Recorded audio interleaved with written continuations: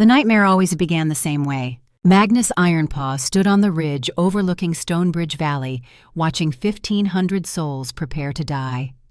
The morning sun cast long shadows across the encampment below, where soldiers sharpened blades and mothers clutched children who did not yet understand that this day would be their last. The wind carried the scent of cooking fires and fear, and Magnus, at 25 years old and newly crowned, understood with terrible clarity that he was about to become a different kind of man. The choice was simple in its horror. Abandon Stonebridge to the enemy advance, sacrifice 1,500 to save 50,000 in the capital, or defend the indefensible, lose everything, and watch his kingdom burn.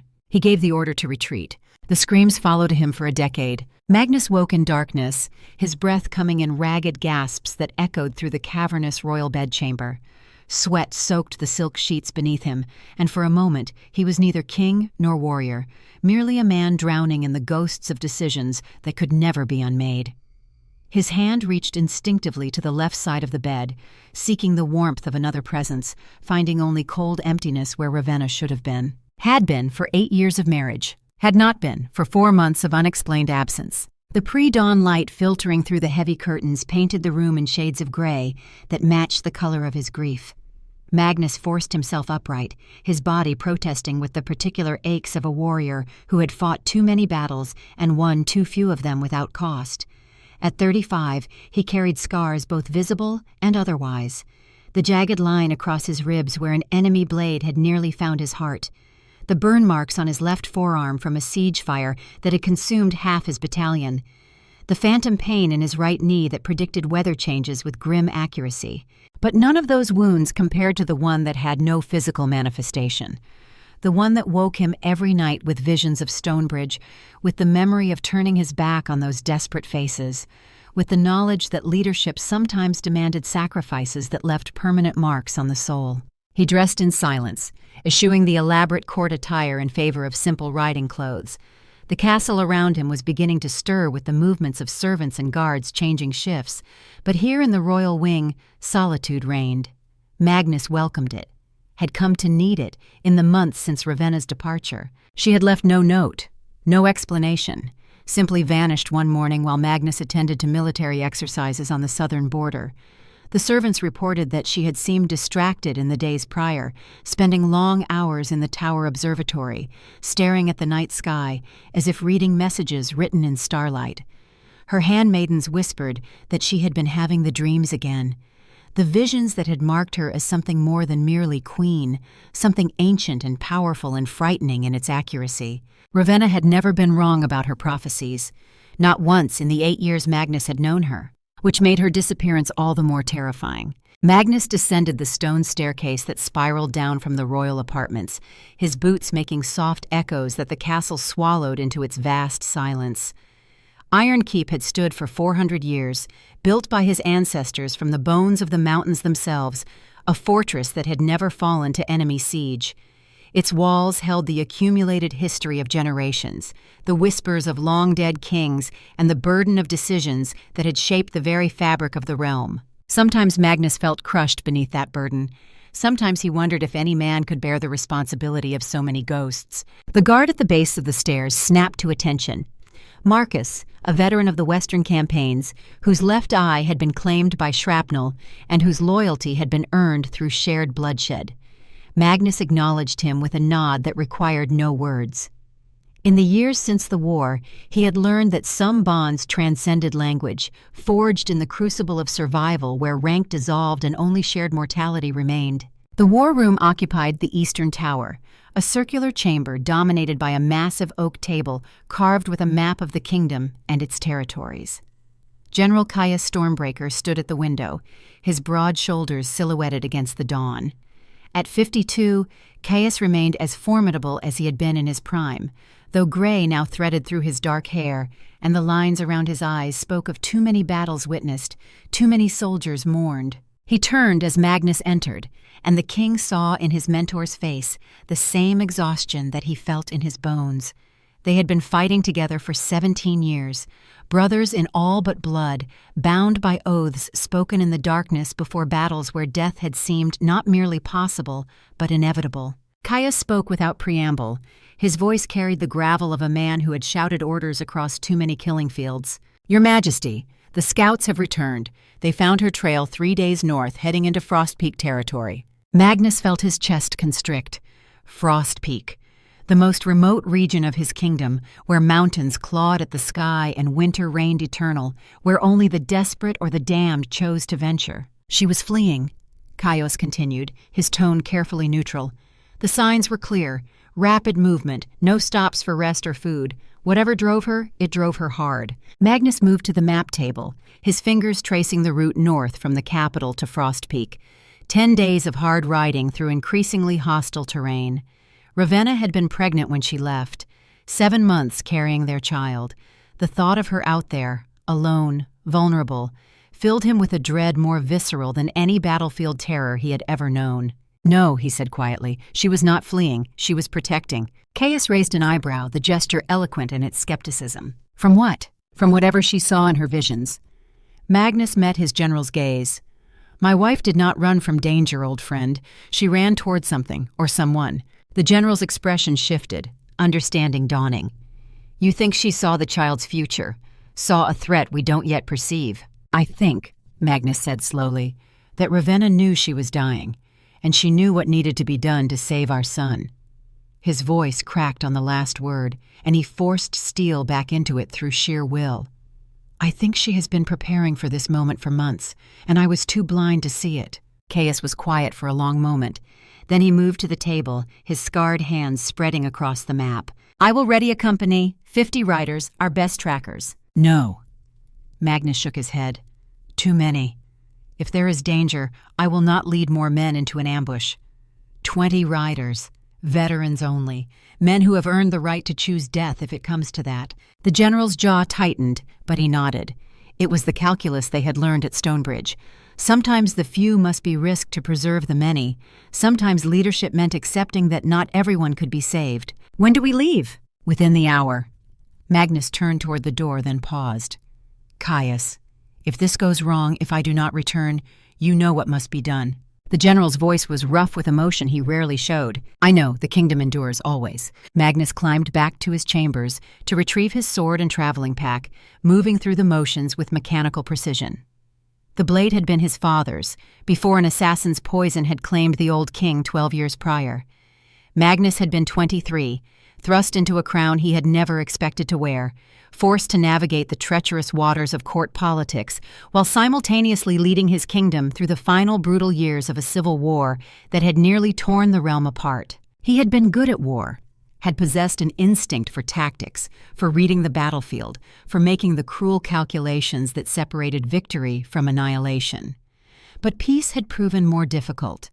The work of rebuilding, of binding together the fractured pieces of a broken kingdom, of balancing the demands of nobles who saw opportunity in chaos against the needs of common folk who simply wanted to survive. And through it all, through every sleepless night and brutal compromise, Ravenna had been his anchor, his conscience, his reminder that leadership required not merely strength but compassion, not merely will but wisdom. Now she was gone, and Magnus felt himself unmoored, drifting in currents he could not navigate alone. The company assembled in the courtyard as dawn broke fully across Ironkeep.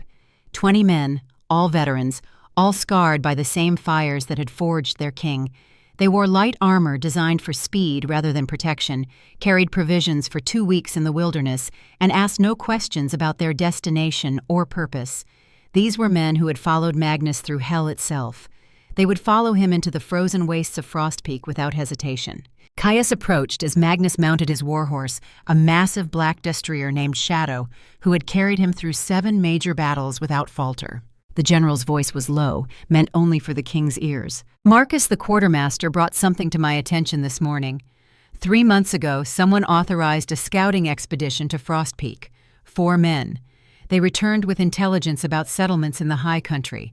The authorization bore your seal, but the signature," he paused, "it does not quite match your hand." Magnus went very still in the saddle. "Someone forged my authorization to scout the region where Ravenna would eventually flee." Caius met his eyes. "It seems your wife was not the only one preparing. Someone knew where she would go. Perhaps because someone told her to go there." The implications settled like ice in Magnus's gut. His wife's disappearance was not spontaneous. It had been planned, anticipated. By whom and for what purpose remained terrifyingly unclear. "Find out who authorized that expedition," he ordered, quietly. "Trust no one you have not personally bled beside." "Already done." Caius stepped back. "Ride hard, old friend, and come back alive." Magnus urged Shadow forward, and the company fell into formation behind him. They rode out through the massive gates of Ironkeep as the morning sun climbed higher, casting their shadows long across the cobblestones. The city beyond the castle walls was waking, merchants opening shops, laborers heading to construction sites where war damage was still being repaired a decade after the final battles. Citizens paused to watch their king ride past, some bowing, some merely staring with the blank expressions of people who had learned that royal processions often preceded hardship. Magnus saw them, but did not truly see them. His mind was already in the mountains, following the trail of a woman who had always been too wise, too far-seeing, too willing to sacrifice herself for futures only she could glimpse in fragments of vision and dream. The land changed as they rode north. Gentle farmland gave way to rougher country, forests thick with pine and oak where shadows pooled even in daylight. They passed through small villages where children stopped their play to watch the soldiers pass, where old men sat outside taverns and remembered when armies marching meant death and destruction rather than mere spectacle. On the third day, they reached the edge of Frost Peak territory. The mountains rose before them like the spine of some sleeping god, their peaks perpetually shrouded in clouds that promised snow even in summer. The air grew thin and cold, each breath a reminder that they were leaving the realm of men and entering something older, more primal, more indifferent to human ambition. The lead tracker, a wiry man named Baron who could read signs in dirt and grass that remained invisible to normal eyes, dismounted to examine the ground. He moved in widening circles, his scarred face intent with concentration, before returning to where Magnus waited on Shadow. "She came through here 5 days ago, moving fast, but there is something else." He hesitated, clearly uncertain how to phrase what he had found. "Speak freely." "Blood, Your Majesty. Not much, but enough to mark the trail." And the pattern of the tracks changed. She was stumbling. Whatever drove her, it was taking a toll. Magnus felt his hands tighten on the reins until leather creaked. "How much farther?" "Based on direction and the degradation of the signs," Baron said carefully, "no more than a day, maybe less. There are settlements in the high valleys. Hermit cabins mostly, people who want to be forgotten. Then we ride through the night." Magnus addressed the company. "Fresh horses at every opportunity. We do not stop except to water the mounts and relieve ourselves. Is that understood?" The affirmative response came in voices rough with exhaustion but unbending in loyalty. They pushed on as the sun arced across the sky and began its descent toward the western horizon. The trail narrowed, became treacherous with loose stone and unexpected drops. Twice they had to dismount and lead the horses single file along paths barely wide enough for man and beast. The temperature dropped steadily, and by evening, frost was forming on exposed rock faces. Magnus had stopped feeling the cold. His entire being was focused on the trail ahead, on the ghost of his wife fleeing through this wilderness for reasons he could only guess at. Was she running from assassins? From political enemies within his own court? From some threat revealed in her visions that she could not share because the very speaking of it might bring it into being? Or was she simply dying and seeking solitude for that final passage? The thought threatened to unmake him. Night fell like a closing fist, and still they rode. The moon rose, nearly full, casting silver light across the snowfields that now dominated the landscape. They were above the tree line now, in a realm of stone and ice where the wind howled with voices that sounded almost human. It was Baron who saw it first. A thin column of smoke rising from a valley ahead, barely visible against the star-strewn sky. "There," he said, pointing. "Someone has a fire." The company increased pace, horses picking their way carefully across the uneven ground. As they descended into the valley, details resolved from the darkness. A small cabin, barely more than 4 walls and a roof, set against a sheltering rock face. Light flickered in a single window. Smoke rose from a stone chimney. And in the snow before the door, a trail of dark stains that could only be blood. Magnus was off shadow before the horse had fully stopped, his boots crunching in fresh powder as he ran toward the cabin. Behind him, he heard Caius ordering the men to secure the perimeter, but the words were distant, unimportant. All that mattered was the door in front of him and what lay beyond it. He knocked, 3 measured strikes that echoed in the mountain silence. A voice from within, female, young, cautious. "Who is there?" "I am King Magnus Ironpaw of the Northern Territories. I seek my wife, Queen Ravenna. I have reason to believe she sought shelter here." Silence. Then the sound of a bar being lifted, wood scraping against wood. The door opened. Magnus found himself looking at a woman perhaps 24 years old, with gray eyes that seemed to hold depths he could not fathom and dark hair pulled back in a practical braid. She wore simple clothes, patched and worn but clean, and there was something in the set of her shoulders that spoke of hard-won competence rather than defeat. But it was what she held in her arms that made Magnus's breath stop in his chest. A bundle of cloth, moving, a tiny fist emerging, impossibly small, impossibly perfect. His son. "Your wife arrived 3 nights ago," the woman said quietly. She was dying, poison in her blood, though I could not identify the type. She knew she would not survive the birth. Magnus could not speak, could not move, could only stare at this stranger holding his child while the world tilted sideways around him. The woman stepped back, allowing him entry. The cabin's interior was sparse but meticulously organized.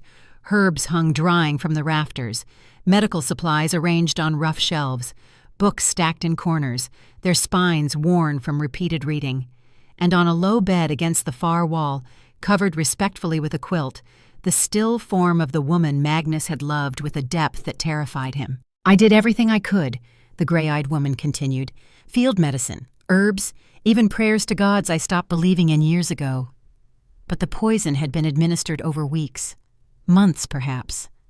By the time she reached me, there was nothing to be done except make her comfortable and deliver the child safely." Magnus moved to the bed as if pulled by invisible threads. He knelt beside Ravenna's body, his hand finding hers beneath the quilt. Still warm, or perhaps that was merely his desperate imagination. Her face was peaceful, almost smiling, as if death had been a release rather than a tragedy. Did she? He had to stop, clear his throat, force words through grief that threatened to choke him. Did she say anything? At the end? The woman shifted this baby to one arm, reached into a pocket, withdrew a folded paper. She wrote this, said you would understand when the time came. Magnus took the letter with shaking hands. Ravenna's handwriting, still elegant despite obvious weakness. "My beloved Magnus, I have seen my death in dreams for months. Shadowbane poison, administered slowly in my evening tea. I could not tell you. The poisoner is too close, would have struck immediately, killed us both. I had to get our son to safety before birth. I sent scouts 3 months ago using your forged seal to locate her. The gray-eyed Omega in Frost Peak. She is the one from my visions, the soul weaver who will save him when I cannot. Trust her, my love, even when it seems impossible, especially then. Your duty is to the kingdom. Mine was to our son. I have fulfilled mine. Now fulfill yours. Protect them both. All my love, in this life and whatever comes after, Ravenna." The paper crumpled in Magnus's fist as something broke inside him that he knew would never be whole again. Behind him, he heard Caius enter the cabin, heard the big man's breath catch as he took in the scene. The gray-eyed woman spoke again, her tone clinical, detached in the way of people who had learned to armor themselves against emotion. "I am Elara Thornwood. I make no claim to being whoever your wife thought I was. I am simply a woman who found someone in need and did what I could. Your son is healthy, strong, his lungs are clear and his color is good. He will need milk soon. I have been giving him goat's milk, but it is not ideal." Magnus turned to look at her, really look at her, seeing past his grief to assess the woman who had delivered his child. There was intelligence in those gray eyes, and something harder, a wariness that spoke of survival learned through bitter experience rather than taught through comfortable lessons. "How does a hermit in the mountains know field medicine?" he asked, his voice hoarse. "My mother was a battlefield medic with the 3rd Legion. My father was a military scholar. I grew up in war camps, watching soldiers die or not die based on how fast wounds could be treated and how clever their healers were." Magnus felt Caius go rigid beside him. The 3rd Legion, Stonebridge. The woman, Elara, did not flinch from his gaze. "Yes," she said simply, "I was there. I survived. The weight of Stonebridge crashed down on Magnus again, all those ghosts he carried suddenly given form and voice. This woman should hate him, should have let his wife and child die as payment for what he had done to her people. Yet she had not. He looked down at his son, at the tiny face emerging from the swaddling clothes, dark hair like his own, Ravenna's delicate bone structure, eyes that had not yet decided what color they would become. A whole person, entire and perfect, who existed because a stranger had chosen mercy over vengeance. "What do I owe you?" Magnus asked. "Nothing." Elara's voice was firm. "I do not trade in debts. Your wife came to my door dying. I helped because I could. That is all." Caius moved forward, his general's instincts overriding his personal feelings. "Your Majesty, we should prepare the Queen's body for transport, and the child needs proper care. We must return to Iron Keep." "No." Magnus stood, the letter still clutched in his hand.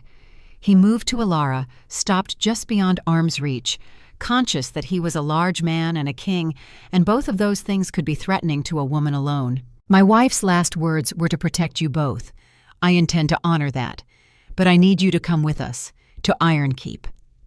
"The child," he swallowed hard. "My son, he has already bonded with you. I can hear it in how quietly he rests in your arms."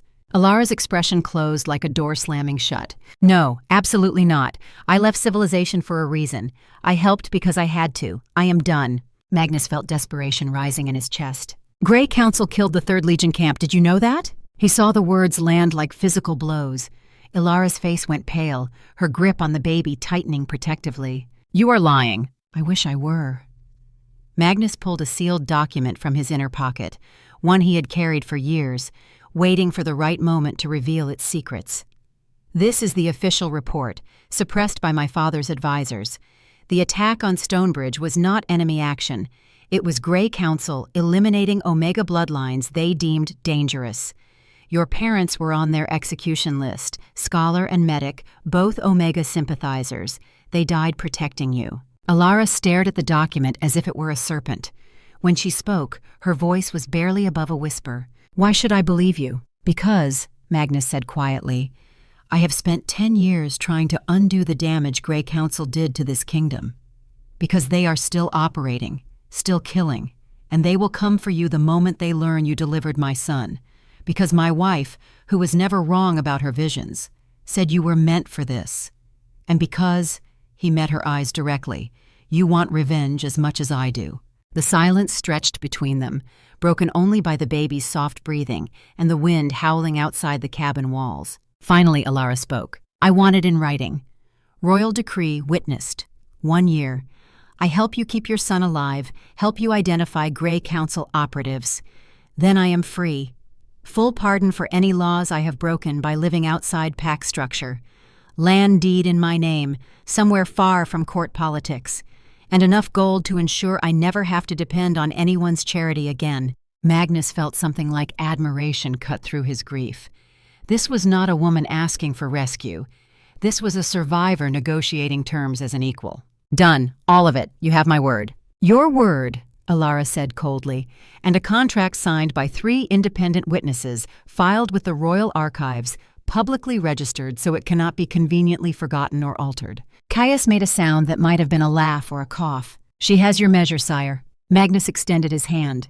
Elara looked at it for a long moment before shifting the baby to one arm and clasping his hand with her own. Her grip was strong, her palm calloused from work. The hand of someone who had built her own shelter and defended her own life without waiting for a man to do it for her. "Then we have an accord." Magnus released her hand. "Gather what you need. We leave within the hour."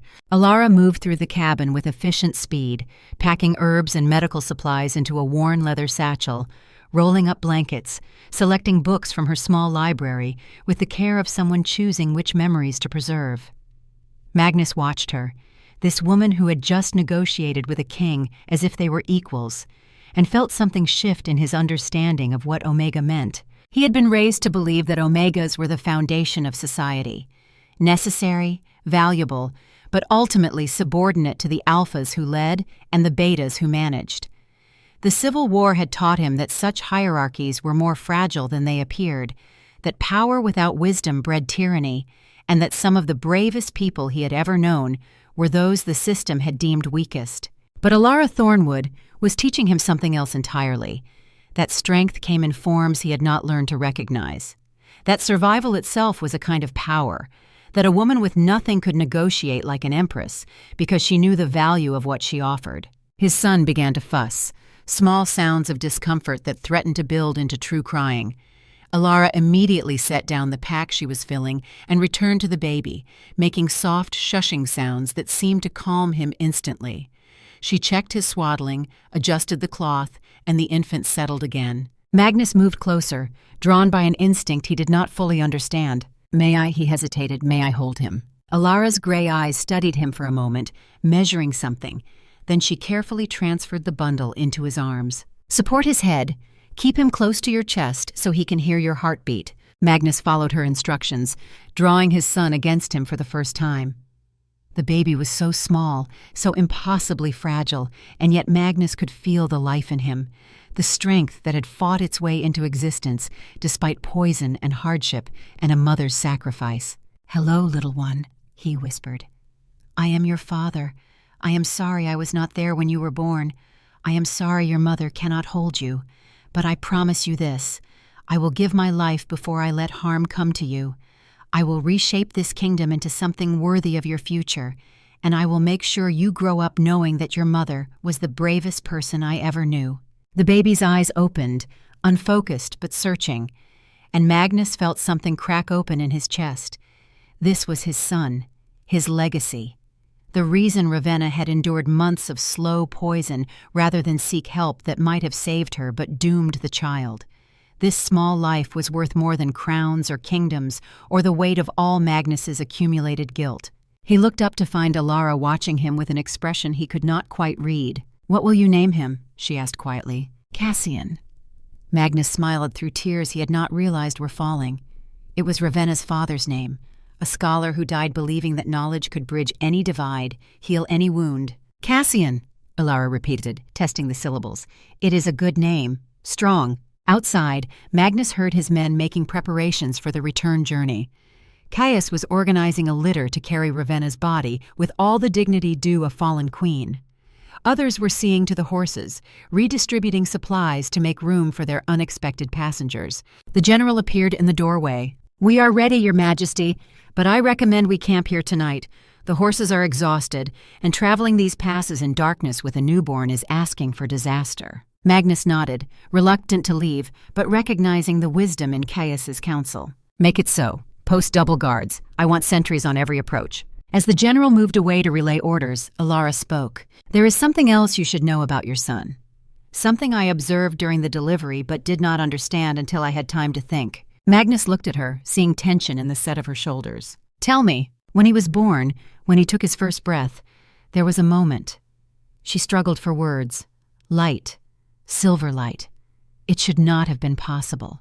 The only illumination was from the fire, but for just an instant the entire cabin glowed.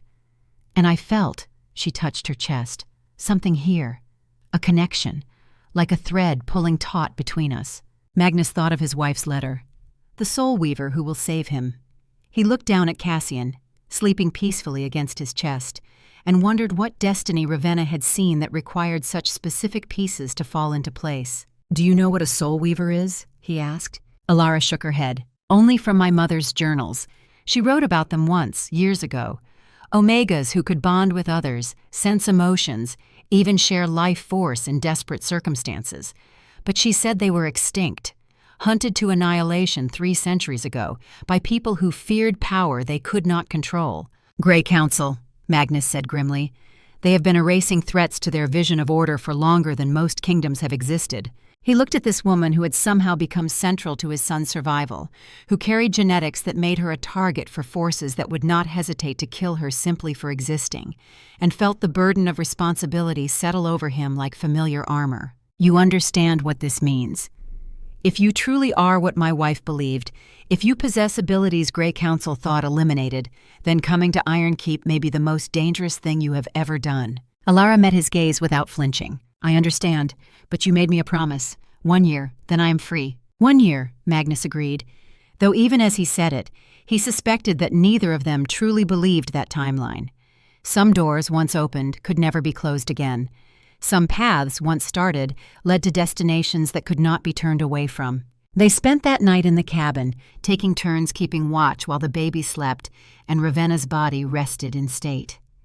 Magnus sat beside his wife for hours, holding her cold hand, memorizing the lines of her face, trying to reconcile the woman he had loved with the prophet who had orchestrated her own death to save their child.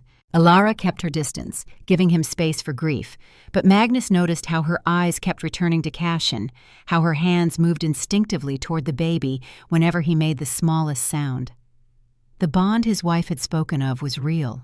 Whether it was this mysterious soul-weaver connection or simply the natural attachment that could form between a midwife and the child she had delivered, Magnus could not say. But it was there, undeniable. And it meant that Elara Thornwood's fate was now inextricably tied to his son's. Dawn came gray and cold, painting the mountains in shades of steel. They prepared to leave, wrapping Ravenna's body in the finest cloth the soldiers carried, securing it to a litter that would be borne between two horses. Elara packed the last of her supplies, taking a final look around the cabin that had been her sanctuary. Magnus saw her touch the rough wooden walls, the crude hearth, the worn floorboards. This place had kept her safe for 5 years, had been her fortress against a world that had tried to destroy her. Leaving it meant vulnerability, exposure, a return to the very things she had fled. He wanted to tell her it would be worth it, that Ironkeep's walls were strong and his protection absolute. But he had learned through bitter experience that promises of safety were the most dangerous lies a leader could tell. So he said nothing, simply waited while she made her peace with leaving, then helped her into the saddle of a gentle mare that would carry her and Cassian on the long journey south. They rode out as the sun climbed higher, leaving the cabin standing empty against the mountain face. Magnus looked back once, wondering if he would ever return to this place where his son had been born and his wife had died, where a stranger had shown compassion that defied reason and forged a bargain that would reshape the future of his kingdom. The journey back to Ironkeep took 8 days of hard travel. They moved as quickly as the terrain and Cassian's needs allowed, stopping every few hours so Elara could feed the baby and check his health. Magnus marveled at her competence, the way she handled his son with practiced confidence that belied her claim to be merely a hermit. Caius rode beside him on the 4th day, his expression thoughtful. "She is not what I expected," the general said quietly. "What did you expect?" "A victim, broken by what happened at Stonebridge, grateful to be rescued."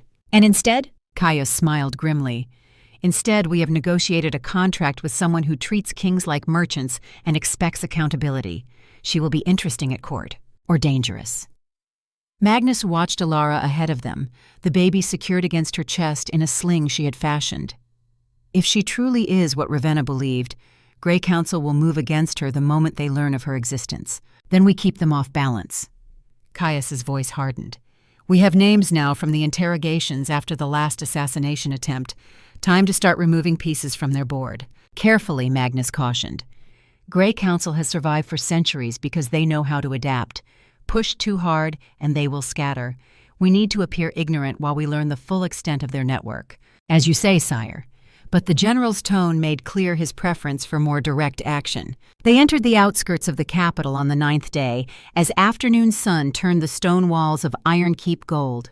Word of their approach had preceded them, and crowds lined the streets. Not celebrating, mourning.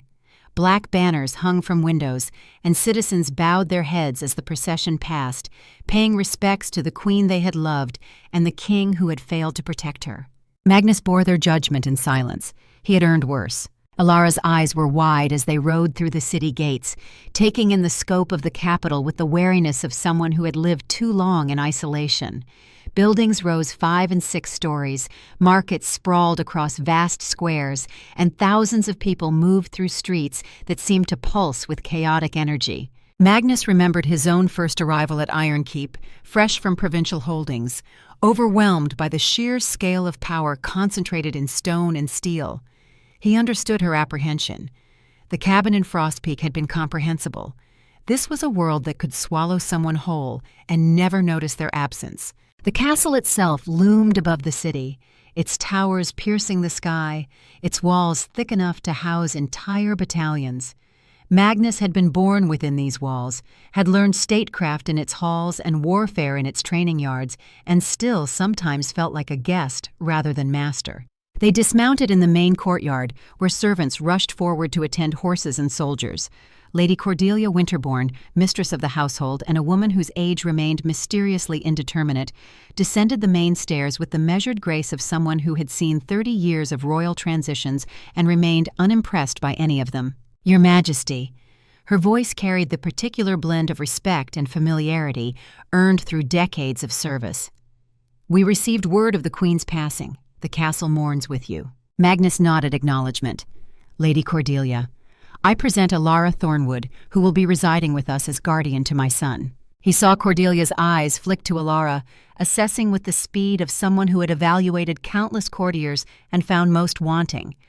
Whatever she saw must have met some private standard, because she inclined her head in a gesture that granted provisional acceptance. "Welcome to Ironkeep, Miss Thornwood. I will have suitable quarters prepared." Elara shifted Cassian in her arms, the movement protective. "Something simple will suffice. I do not need luxury." Cordelia's lips twitched in what might have been approval. "Nevertheless, you will have accommodations appropriate to your station. The king has declared you guardian to the heir. That makes you nobility, whether you claim the title or not." Magnus saw Elara stiffen at the word nobility, and he intervened before she could voice the obvious objections. "The Rose Suite in the East Wing, private, secure, and adjacent to the royal nursery." Cordelia raised an eyebrow. "The Rose Suite has not been occupied since your grandmother's time, Your Majesty. Are you certain?" "I am certain that Miss Thornwood's service warrants every honor we can provide." Magnus kept his tone mild, but allowed steel to show beneath. "See to it personally." The household mistress knew when to press and when to yield. She bowed fractionally lower. "As you command." Then she turned to Elara. "If you will follow me, I will show you to your rooms and ensure you have everything you require." Elara looked to Magnus, question in her eyes. He nodded encouragement, and she followed Cordelia into the castle, Cassian still cradled against her chest. Caius waited until they were out of earshot before speaking. "You are moving fast, old friend, declaring her nobility, housing her in royal quarters. Grey Council will notice." "Good." Magnus watched Elara's retreating form. "Let them notice. Let them wonder. The more confused they are about my intentions, the more mistakes they will make. And if they decide the simplest solution is to eliminate her, then they will learn that attacking what is under my protection carries consequences." Magnus turned to face his general. "I failed to save Ravenna. I will not fail to protect the woman she chose to save our son." Caius nodded slowly. "Then we had best prepare for war, because Grey Council will not surrender their power without a fight." "No," Magnus agreed, "they will not. Which is why we need to ensure that when the fight comes, we are the ones who choose the battlefield." He climbed the stairs into Ironkeep, leaving his men to handle Ravenna's body and the logistics of arrival. The castle swallowed him into its familiar corridors, and Magnus felt the burden of crown and duty settle back onto his shoulders. He had bought 1 year with Elara Thornwood, 12 months to identify Grey Council operatives, dismantle their network, and somehow keep both his son and this mysterious soul weaver alive long enough to see justice done. It would not be enough time, but it was all they had. And Magnus Ironpaw had learned long ago that impossible odds were merely the price of leadership. That sacrifice was not tragedy, but duty. That sometimes a king had to make choices that would haunt him forever, because the alternative was watching his kingdom burn. He had given the order to abandon Stonebridge. He had lost his wife to assassins he had failed to identify. He would not lose his son, whatever the cost. Day 1, evening. The Rose Suite had not been occupied in 17 years. Not since Magnus's grandmother had passed quietly in her sleep, her final words a whispered prayer for the grandson who would one day wear a crown too heavy for any mortal shoulders. The servants had maintained it with the dutiful care afforded to royal spaces, but dust still gathered in corners that sunlight never reached, and the air held that particular stillness of rooms where life had long ago departed. Elara stood in the center of what was apparently now her bedchamber, holding Cassian against her chest, and tried to reconcile the space with anything resembling reality. The room alone was larger than her entire cabin. Silk curtains the color of morning mist framed windows that overlooked gardens, so meticulously maintained they seemed more artwork than nature. The bed could have slept 4 people comfortably, its posts intricately carved from dark wood into shapes of intertwining roses and thorns.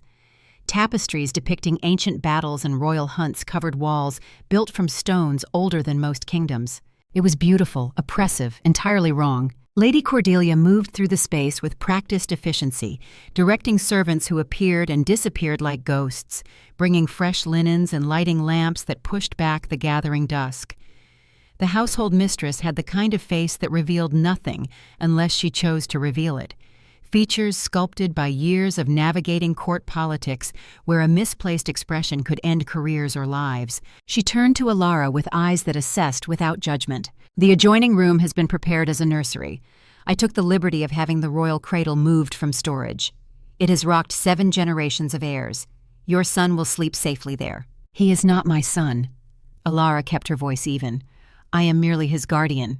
Temporary guardian. Cordelia's expression shifted fractionally, something that might have been sympathy or understanding. Biology and duty are not always the same thing, child.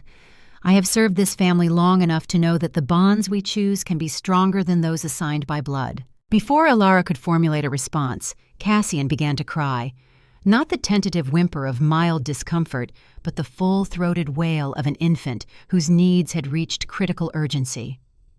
Elara shifted him automatically, checking his swaddling, feeling for fever, running through the mental checklist her mother had drilled into her during those years in the war camps. He needs to eat. Do you have goat's milk? Fresh, not stored, and clean cloth for changing. Warm water would help. Cordelia was already moving toward the door, gesturing to a servant who materialized as if summoned by thought alone. Bring what she requires, immediately. The servant vanished. Cordelia turned back to Elara. There is a wet nurse available. Lady Margaret, recently delivered of her own son. Her milk is abundant and her health excellent. Elara felt something clench in her chest at the thought of handing Cassian to another woman, another stranger in this castle full of strangers and secrets. The reaction was irrational. She had known from the moment Magnus appeared at her cabin door that this child was not hers to keep, that her role was temporary, contracted, with a clear endpoint. But the baby in her arms did not understand contracts, did not care about politics or prophecy or whatever mysterious soul-weaver connection Ravenna had believed existed. He only knew that Elara's heartbeat was familiar, that her scent meant safety, that her arms were the first shelter he had known in this cold and complicated world. Not yet. Elara adjusted Cassian's position, quieting his cries through proximity alone. Let me settle him first. Tomorrow will be soon enough for introductions. Cordelia nodded, though her eyes remained sharp with observation. As you wish. I will have dinner sent up. You must be exhausted from the journey. The household mistress departed, leaving Elara alone with the baby and the overwhelming reality of where she now found herself. She moved to the window, looking out over the castle grounds as twilight deepened into night. From this height, she could see the city spreading beyond the walls, thousands of lights beginning to glow like fallen stars.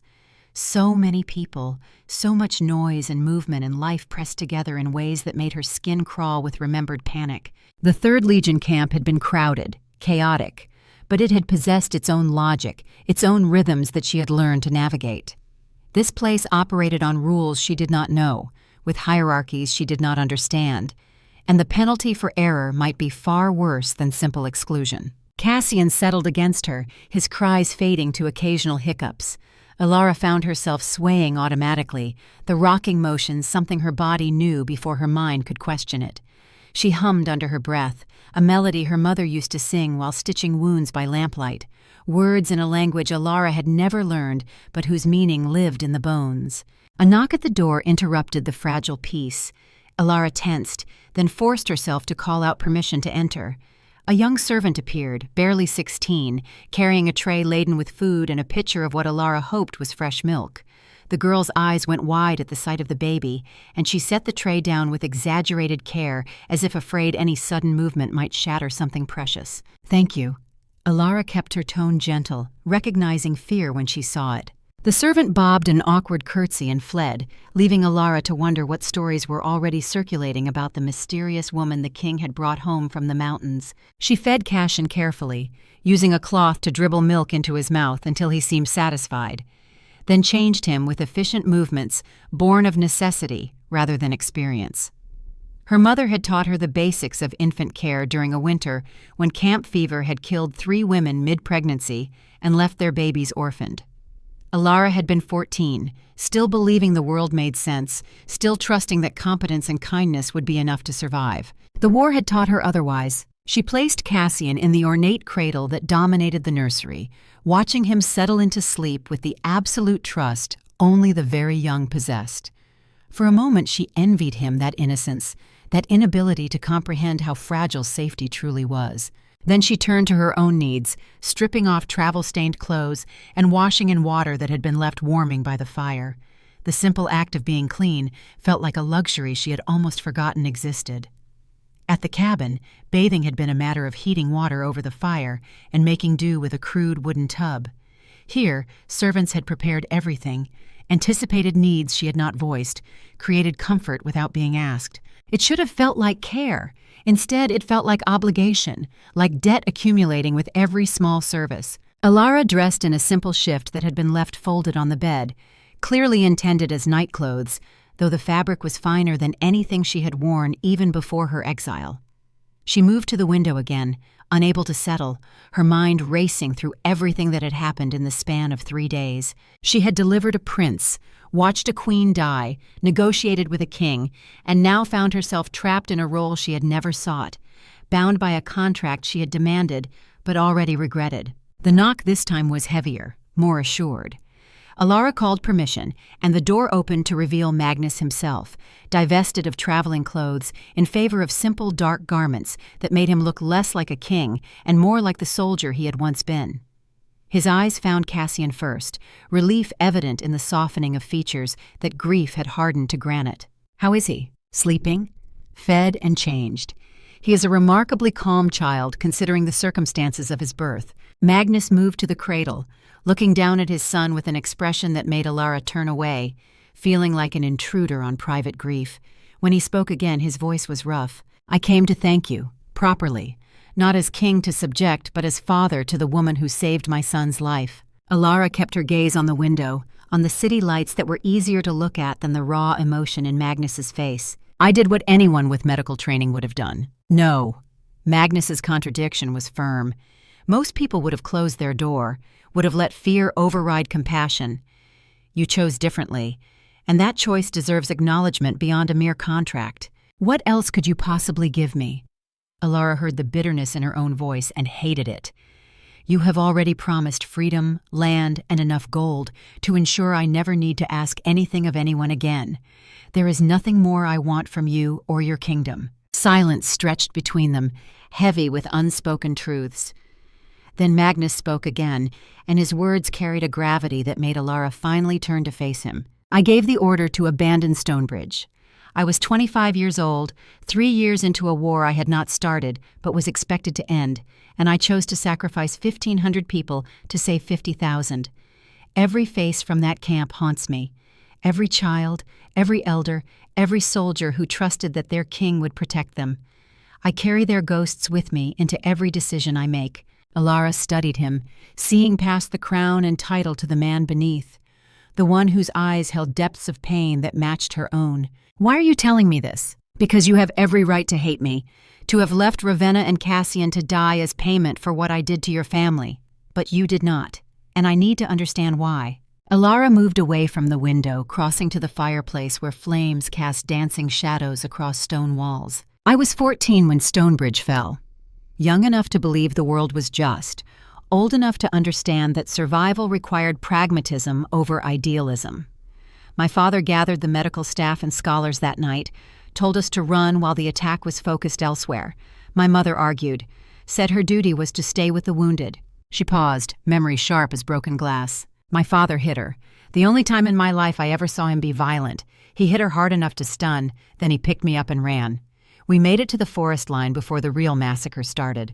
From the ridge we watched Stonebridge burn, watched your soldiers retreat while Grey Council operatives moved through the camp killing anyone who might have useful genetics or dangerous knowledge." Magnus had gone very still, his face rigid. "My mother died 3 months later from injuries sustained during our escape. My father lasted 2 more years before illness took him, and I learned that hate is a luxury for people who have energy to spare. I was too busy surviving to waste time on vengeance against a king who made an impossible choice in an impossible war. The admission hung in the air between them, raw and honest in ways that courtly conversation never allowed. "But you do hate Grey Council." Magnus's words were not quite a question. "I hate what they did, what they took, what they continue to take from people who never asked to be part of their grand designs for order and purity." Elara met his eyes. "You made a military decision that haunts you. They made a genocide that they celebrate. There is a difference." "Yes." Magnus's voice was barely above a whisper. "Yes, there is." Another knock interrupted whatever might have been said next. Caius entered without waiting for invitation, his expression grim in ways that made Elara's instincts scream warning. "Forgive the intrusion, sire, but there is a situation that requires your immediate attention." Magnus straightened, the grieving father disappearing behind the mask of kingship. "Report." "Lord Theron Blackmaw has called an emergency council session. He is invoking ancient law regarding succession and the legitimacy of heirs delivered under—" Caius paused, choosing words carefully— "irregular circumstances." Elara felt her stomach drop. She had known this was coming, had anticipated it the moment she agreed to come to Ironkeep, but knowing and experiencing were vastly different things. Magnus's jaw tightened until muscle jumped beneath skin. He moves quickly. Ravenna has been dead less than a fortnight, and already he seeks to challenge Cassian's claim. Not just challenge. Caius's tone was careful. He is demanding testimony from Miss Thornwood regarding the circumstances of the birth, under oath, with counsel present. Elara forced herself to speak calmly, despite the fear crawling up her spine. "What happens if I refuse?" "Then the council declares you in contempt. Your contract with the king is voided, and Cassian's legitimacy remains in question until alternative witnesses can be found." Caius looked between them. "Which means never, since you are the only person who saw what happened in that cabin." "A trap," Magnus said flatly. "Force Elara to testify, use her Omega status to undermine her credibility, then declare the birth illegitimate, and push for a regent until Cassian comes of age. A regent Theron would naturally volunteer to become." "Exactly." Caius crossed his arms. "It is a solid political strategy, which means Theron did not conceive it alone. He has backing, probably the same backing that poisoned your wife." Magnus turned to Elara, and she saw calculation behind his eyes. The king weighing options, measuring risks, making decisions that would affect lives he barely knew. "You do not have to do this. I can refuse the council's demand, claim royal privilege, and deal with the political fallout." "And Grey Council wins anyway." Elara kept her voice steady. "They create doubt, undermine your authority, and position themselves to strike whenever weakness appears. No. If they want testimony, they will get it. But on my terms." Magnus raised an eyebrow. "Your terms?" "I will testify before the council, but I will not be questioned like a criminal or a servant."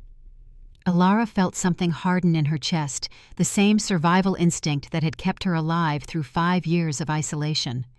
"You said I was guardian to the heir. That makes me nobility whether I claim it or not.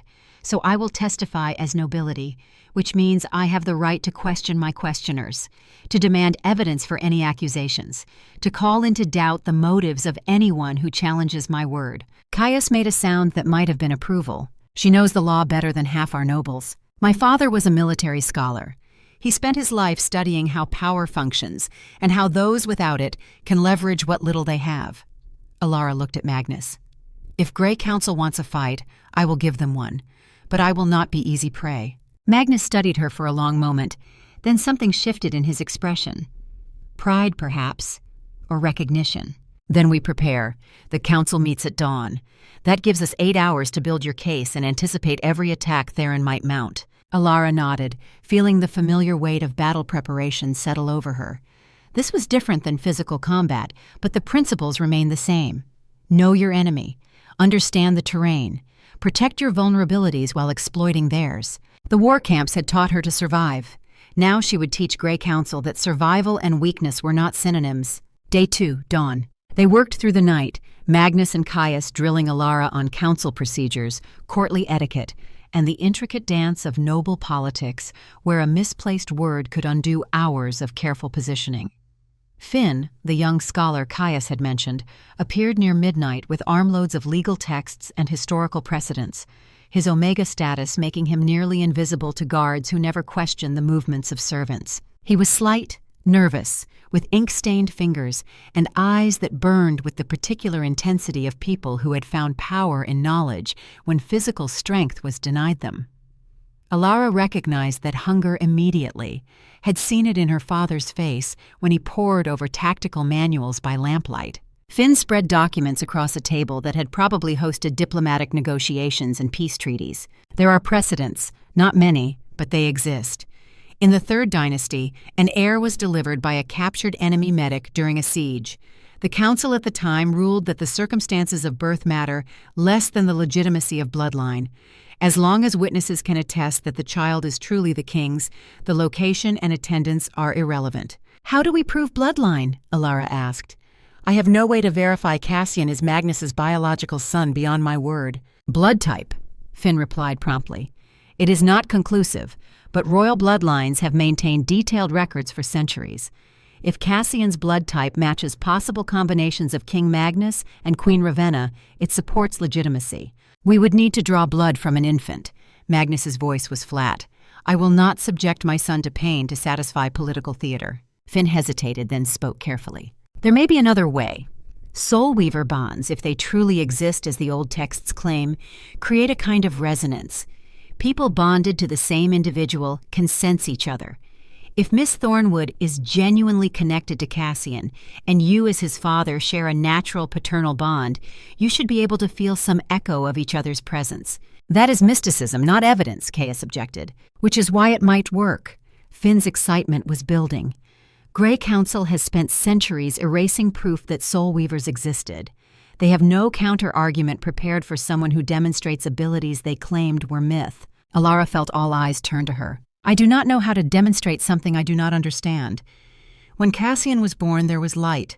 I felt a connection, but I cannot summon it on command like some trained animal." "You do not need to summon it." Magnus's voice was thoughtful. "You simply need to let it exist.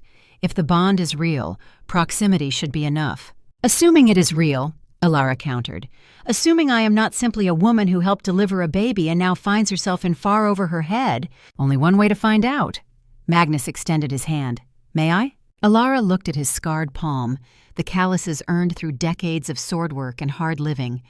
Something in her hesitated, recognizing that this simple gesture might confirm truths she was not ready to face. But Cassian's future depended on her courage overriding her fear. She placed her hand in Magnus's. The sensation was immediate and overwhelming. Not physical, though his skin was warm against hers, but a kind of opening, as if a door in her mind had suddenly swung wide to reveal a vast landscape she had never known existed. She could feel Magnus's presence, not as emotion, but as essence.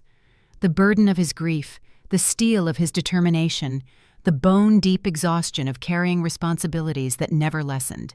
And underneath all of it, a golden thread that pulled toward the nursery where Cassian slept. Magnus inhaled sharply. "I feel it, your connection to him.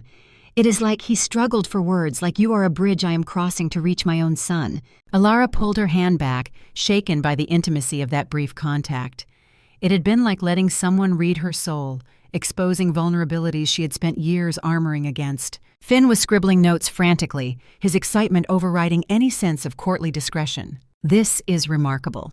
If you can demonstrate this before the council, it proves not only that Miss Thornwood is who Queen Ravenna identified, but that her bond with Cassian is genuine and beneficial. It makes her removal from his care actively harmful, rather than merely inconvenient." Caius looked skeptical. "Or it convinces Grey Council that she is an even greater threat than they suspected, and accelerates their timeline for elimination. Then, we make her too valuable to eliminate." Magnus was pacing now, his tactical mind clearly working through scenarios. Elara becomes not just guardian, but essential to Cassian's health and development. Any attack on her is an attack on the heir himself. "You are making me a target." Elara spoke the truth they were all dancing around, using me as bait to draw out Grey Council while simultaneously making me indispensable. "Yes." Magnus met her eyes without flinching. "I am asking you to be both shield and weapon, to protect my son while we identify the people who killed his mother. It is more than our contract stipulated, more than anyone should ask of a stranger. But you are asking anyway." "I am, because you are the only person I trust completely in this castle. Everyone else has been here long enough to be compromised or corrupted or simply worn down by the weight of politics and survival. You have no reason to love me or my kingdom, which makes your motivations transparent in ways that courtiers can never be." Elara thought of her cabin in the mountains, the solitude she had carved out through hardship and determination, the freedom that came from owning nothing and owing nothing. Then she thought of Cassian's tiny hand wrapped around her finger, of Ravenna's dying gratitude, of the expression on Magnus's face when he looked at his son. "1 year," she said quietly, as contracted. "But within that year, I will stand with you against Grey Council. I will testify before your council. I will learn your political games, and I will play them better than the people who have been doing it their entire privileged lives." She looked at each of them in turn. "But understand this. I am not doing it for your kingdom or your crown. I am doing it because a woman died in my arms, asking me to protect her child, and I do not break promises made to the dying." Magnus inclined his head, the gesture carrying the weight of a king's acknowledgement. "That is all I ask. That is more than I deserve." They continued planning until gray light began to seep through the windows, marking the arrival of dawn and the council session that would determine whether Cassian remained heir or became merely another noble bastard stripped of inheritance. Elara checked on the baby one final time, finding him awake and watchful in his cradle. She lifted him carefully, marveling at how much trust could fit into such a small body. Cassian stared at her with eyes that had finally decided on a color somewhere between Ravenna's gold and Magnus's gray, a perfect blend that made Elara's chest ache. "You have complicated my life considerably, little prince," she whispered. "I hope you appreciate the chaos you have caused." Cassian made a soft cooing sound that she chose to interpret as apology. Lady Cordelia arrived with clothing suitable for a council appearance. Not the elaborate gowns favored by noble ladies, but something simpler, more practical, in shades of deep blue that somehow managed to convey both authority and humility. The household mistress helped Elara dress, her movements efficient but not unkind. "You are braver than you know," she said quietly as she fastened the final clasp. To face the council as an Omega, without pack affiliation, without noble birth, without anything but your word and your courage. Many would have fled in the night. "Many would be smarter than I am," Elara replied. "Perhaps, or perhaps they would simply be less necessary." The council chamber occupied the heart of Iron Keep, a circular room where 12 seats arrayed themselves around a central dais where the king's throne sat elevated above the rest. The architecture was designed to create the illusion of equality, all voices theoretically equal in deliberation, while simultaneously ensuring that royal authority could not be forgotten. Magnus sat the throne already when Elara entered, Cassian cradled in her arms. The baby had been fed and changed and seemed content to observe the proceedings with the solemn attention only infants could manage. Around the circle, 11 nobles watched her approach, with expressions ranging from curiosity to poorly concealed hostility. Lord Theron Blackmaw occupied the seat directly opposite Magnus, his gray beard meticulously groomed and his robes displaying wealth through subtle details rather than obvious ostentation. He was perhaps 60, with the kind of face that had probably been handsome once before ambition had sculpted it into something harder. His eyes tracked Elara's movement with the focus of a predator assessing prey. Beside him sat 10 others, alphas and betas of sufficient rank and wealth to claim council positions. Elara recognized none of them, but she understood their type, people who had grown comfortable with power, who saw Omegas as property or tools rather than individuals, who would view her presence here as an affront to natural order. Finn had prepared her for this, had explained that council deliberations operated under specific rules designed to prevent chaos while allowing robust debate. Anyone could speak, but only after being recognized by the king. Evidence had to be presented, not merely asserted. Personal attacks were forbidden, though that rule was apparently honored more in breach than observance. Magnus's voice carried through the chamber with the kind of authority that came from years of commanding men in battle. "We are gathered to address questions regarding the birth and legitimacy of my son, Crown Prince Cassian. Lord Theron, you called this session. Present your concerns." Theron rose smoothly, his movements suggesting a man comfortable in his own power.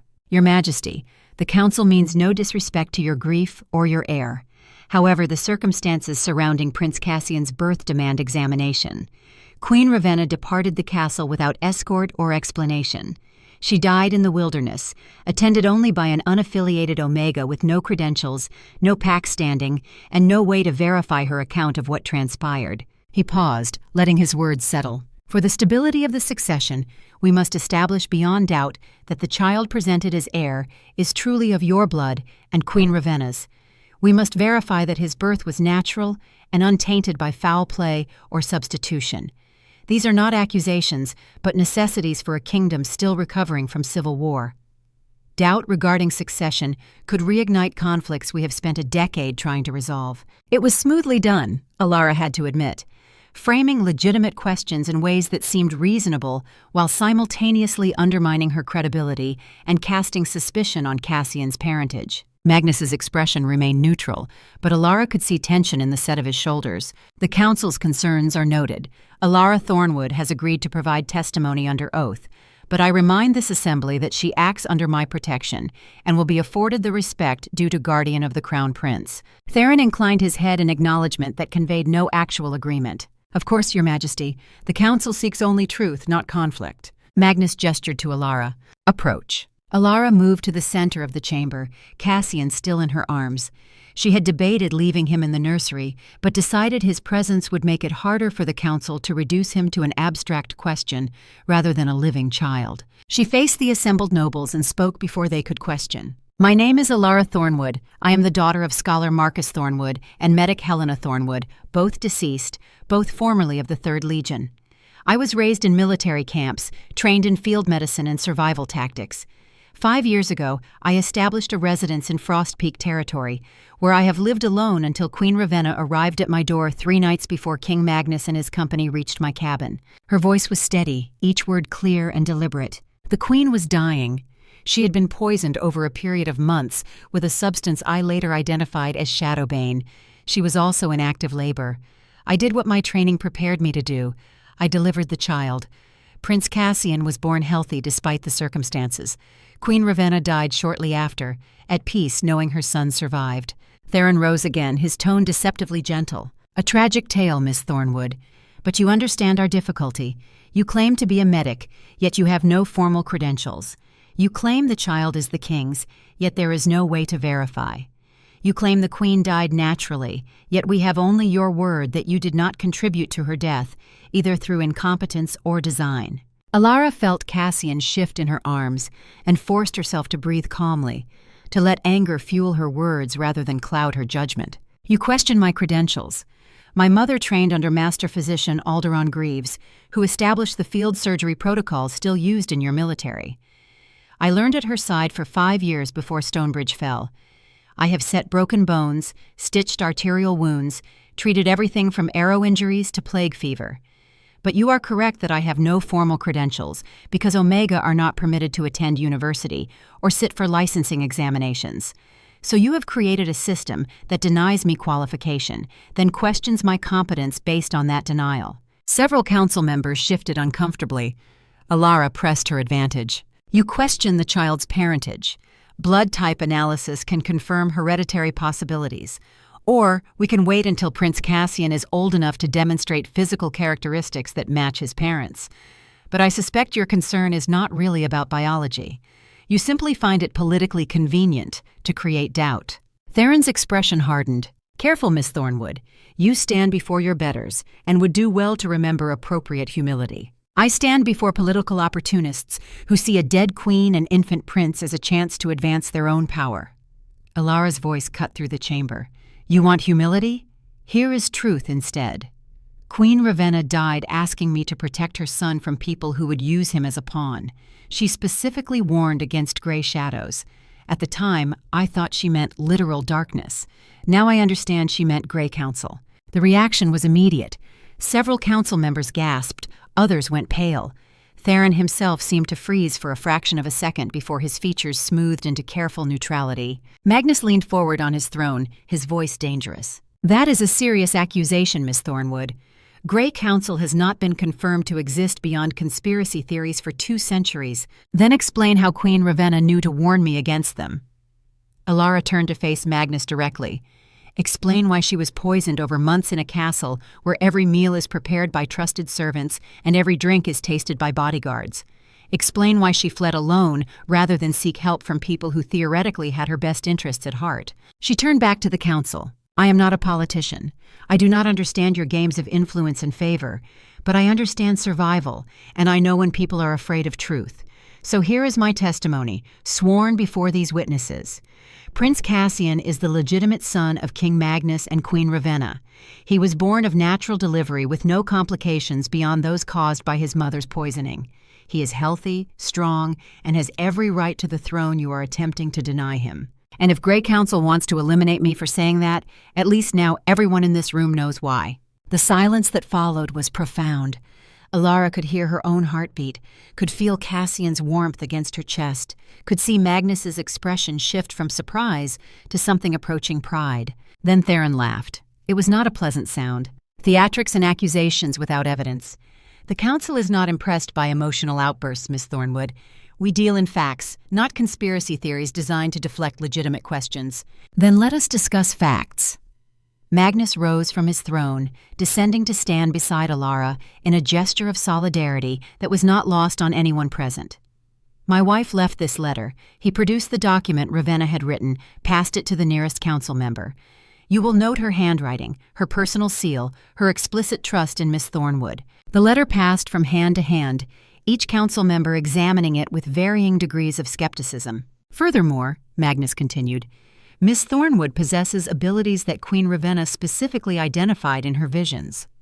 Abilities that make her uniquely suited to serve as guardian to my son. He extended his hand to Elara. She understood what he was asking, what he needed her to do. She shifted Cassian to one arm and placed her free hand in Magnus's. The connection flared immediately, stronger now than in their previous attempt. Elara felt the golden thread that linked Magnus to his son, felt it resonate with her own bond to Cassian, creating a kind of harmony that vibrated through her entire being. It was like standing at the center of a song she could feel but not hear, a melody composed of life force and intention and love that transcended biological relationship. Around the chamber, candles flickered in unison despite no breeze. The air itself seemed to hum with tension. Magnus's voice was rough with emotion. I feel my son through her. Not despite her presence, but because of it. She is a bridge, a connection that strengthens rather than threatens. This is not politics or theater. This is something older, something our ancestors understood before fear made us forget. He released Elara's hand and turned to address the full council. Miss Thornwood remains as guardian to Prince Cassian under my protection and by ancient right. Any who oppose this decision may voice their objection now or accept this matter as settled. No one spoke. Even Theron seemed momentarily uncertain how to respond to a demonstration that fell outside the normal boundaries of political maneuvering. Finally, one of the older council members, a woman with white hair and scars that marked her as a war veteran, rose slowly. I witnessed similar bonds during the Civil War. Medics who could sense injured soldiers even in darkness. Scouts who navigated by instinct rather than sight. We called it battle sense then, dismissed it as adrenaline and luck. But perhaps we were wrong to forget what our grandparents knew. She looked at Elara directly. If the Queen trusted you, and the King confirms that trust, and the evidence of our own eyes suggests something beyond normal capability, then I see no reason to question your legitimacy. You have my vote to remain as guardian. Others nodded, swayed by her words, or simply unwilling to oppose a consensus that was forming despite Theron's maneuvering. The Lord Chancellor's face was carefully blank, but Elara saw calculation behind his eyes. This was not the outcome he had anticipated. He had expected to undermine her through testimony, to create enough doubt to force a regency or investigation that would grant him influence over the succession. Instead, Magnus had transformed potential weakness into demonstration of strength. Theron rose with the careful dignity of a man who knew when to concede a battle to preserve the war. The council accepts the king's judgment in this matter. Prince Cassian is confirmed as legitimate heir, and Miss Thornwood is acknowledged as his guardian under royal protection. This session is concluded. The formal words did nothing to hide his anger or his promise of future opposition. The nobles filed out slowly, some pausing to offer words of support to Magnus, others pointedly ignoring Elara's presence. She stood holding Cassian, feeling the weight of what had just transpired settle over her, like armor she had not chosen, but now could not remove. Magnus touched her elbow gently. Come, you have earned rest. Day 5, afternoon. 5 days had passed since the council session, and Elara was beginning to understand the rhythms of castle life. The way servants moved through corridors like water finding its level, the careful hierarchy of mealtimes and bathing schedules, the unspoken rules about which doors remained closed and which stood perpetually open. She was also beginning to notice things that troubled her, the way certain guards watched her with eyes that held more than professional interest. The servants who lingered too long outside her door, presumably listening. The nobles who smiled too widely when she passed, their expressions never quite reaching their eyes. Magnus visited twice daily, morning and evening, ostensibly to check on Cassian, but increasingly to discuss matters of state with Elara present. She recognized the strategy. By including her in conversations about policy and governance, he was establishing her legitimacy as more than merely Cassian's caretaker. Each discussion was a public declaration that Omega could participate in decision-making, that hierarchy was choice rather than destiny. It was working, gradually. Servants who had initially avoided eye contact now greeted her respectfully. Minor nobles who had dismissed her presence began seeking her opinion on matters related to Omega welfare. Lady Cordelia had taken to consulting her about household decisions, treating her input as valuable rather than merely tolerated. But underneath the surface courtesy, Elara felt currents of hostility that careful politeness could not entirely mask. Looks that lingered too long. Conversations that ceased when she entered rooms. The weight of surveillance that pressed against her awareness like physical touch. Grey Council was watching, waiting, planning. Finn had become her unlikely anchor in the storm of court politics. He appeared each afternoon with new texts, new insights, new warnings about which nobles could be trusted and which were merely biding time before revealing their true allegiances. Through him, Elara learned that Ironkeep contained its own geography of power, invisible to outsiders, but rigidly enforced among those who understood its contours. On the 5th afternoon, he arrived with books that looked older than the castle itself. These are the only surviving records of soul weavers. Most were destroyed centuries ago, but my family preserved a few hidden copies. We have always believed the purge was wrong, that Omega should be allowed to reach their full potential, rather than be limited by fear masquerading as tradition. He opened the first book, revealing pages covered in faded ink and careful illustrations. Soul weavers were not just healers. They were bridges between people, able to strengthen bonds and sometimes create entirely new connections. The ability manifested differently in each individual, but common threads existed: emotional empathy, life force sharing, and in the rarest cases, the capacity to anchor entire communities. Elara studied the illustrations, seeing echoes of what she had felt when touching Magnus's hand. Why were they killed? Because power frightens those who do not possess it. Finn's voice was bitter. Alphas could not sense what soul weavers could sense, could not forge the bonds that made Omega indispensable rather than merely useful.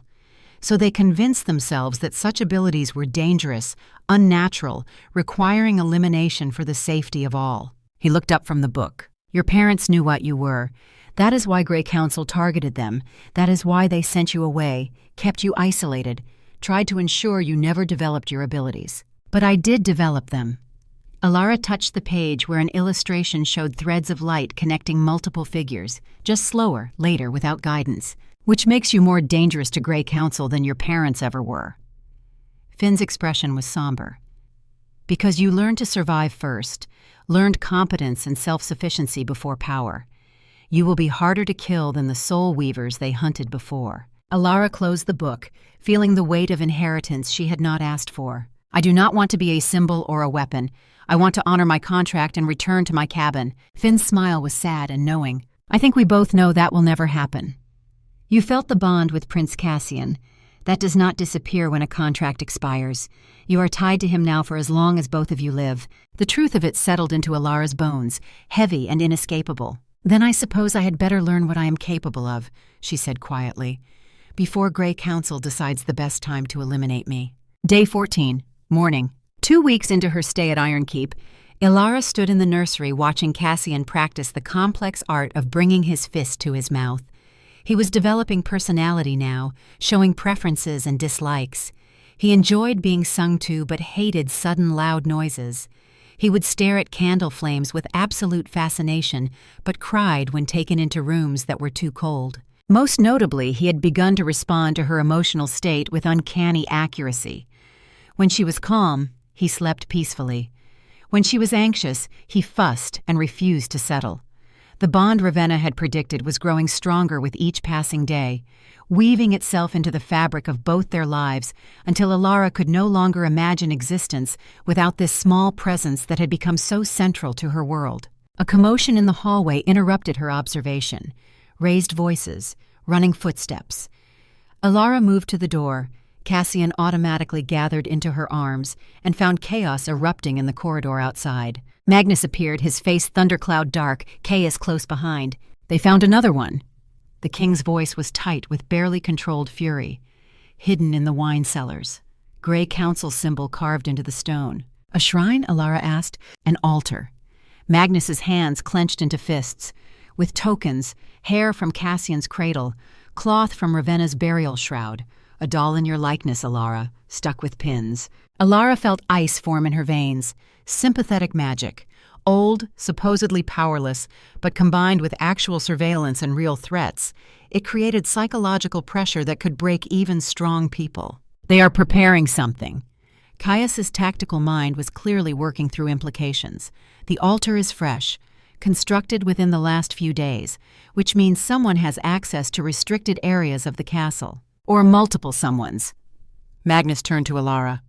I am tripling your guard, and Cassian does not leave your sight until we identify everyone involved. Before Elara could respond, Cassian began to cry. Not his normal hunger or discomfort, but a shriek of genuine distress that seemed to come from somewhere deeper than physical need. Elara tried to soothe him, but his cries only intensified, his small body rigid with what felt almost like fear. Something is wrong. Elara looked at Magnus. This is not normal crying. Something is frightening him. Magnus moved closer, reaching for his son, but Cassian's distress only worsened at his approach. Then Finn burst into the hallway, his face pale. The altar. It was not just for ritual. Someone used it to anchor a curse, a blood curse, targeting anyone with direct connection to the prince. Elara felt her chest tighten. Anyone bonded to Cassian, which meant her, and through her, Cassian himself.